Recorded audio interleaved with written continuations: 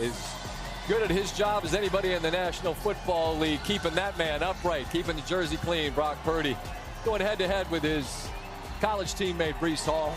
A couple of happy Cyclones after last weekend as they got the win over Iowa. But here, as I said, it's the faithful who are enjoying this night. Reigning NFC champions welcome Aaron Rodgers and the Jets to town. So much curiosity about how might Aaron Rodgers look. Look pretty good.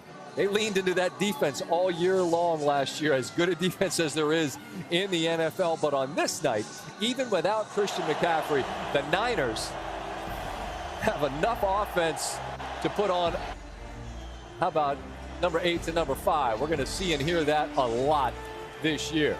A handoff to Breece Hall. He bowls his way into the end zone. That's a 12-play, 70-yard, 7-minute drive, and Jets fans are feeling really good. But Niners fans, even with Christian McCaffrey out, had to be fouls, gets the pick. So the Niners defense gives it back to the offense, and from there, it is all San Francisco as they win it by a score of 32-19. And again, so many different storylines to explore here.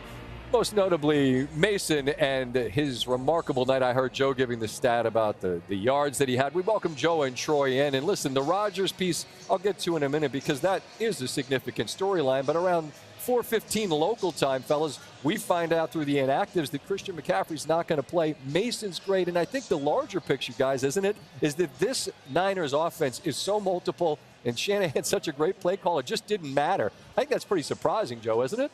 No, yeah, and I mean, it's surprising on one hand. On the other, it is Kyle Shanahan.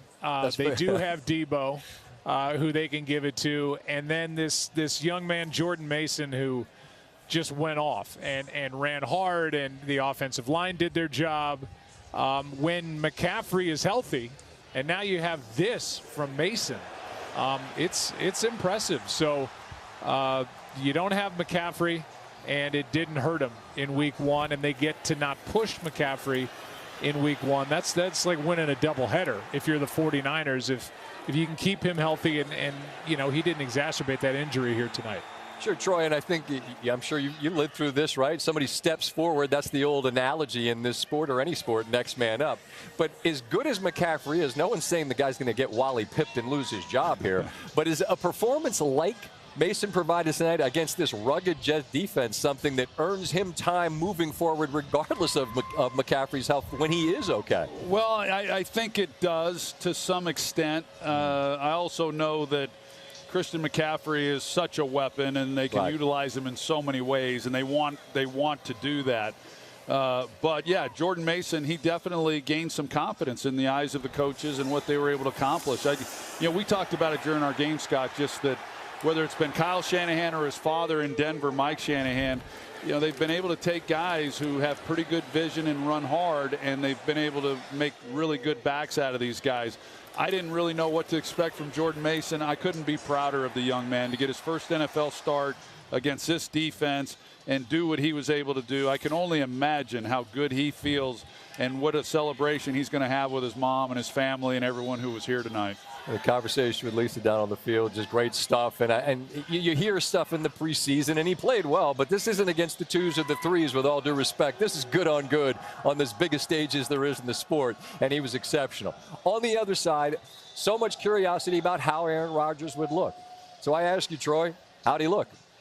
I think early on he was not able to really get into much of a rhythm. I think maybe if a couple balls are caught that aren't caught, it changes the way a quarterback feels and how you get things going. And they had the one good drive after the third drive. They struggled early, and then you felt like, okay, they've started to figure this thing out. But Scott, the way that I looked at it, it had, first of all, a little less to do with the Jets offensively or Aaron Rodgers and more to do with the 49ers.